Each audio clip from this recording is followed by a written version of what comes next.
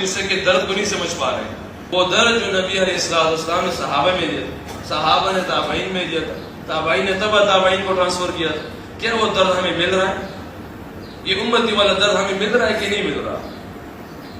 اور یہ اصل درد کیوں ہے؟ وجہ کیا ہے؟ کیونکہ آج کل ہم اللہ جل جلالہ کی ذات سے غافل ہیں، ہمیں اللہ جل جلالہ کی ذات کی پہچان نہیں ہے.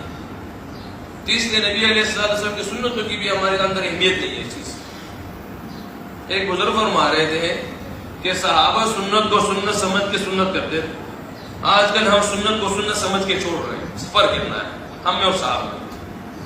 اور یہ کیوں نہیں؟ وجہ یہ ہے کہ اللہ کی ذات کی ہمیں پتہ نہیں ہے کہ اللہ جل جلالہ وحدہ لا شریک ذات ہے، کن فیکون ہے، بادشاہوں کا بادشاہ ہے. آسمانوں کو، زمینوں کو، چاند ستارے، سورج سیاروں کو پیدا فرمایا، پہاڑوں، سمندروں، ریگستانوں کو پیدا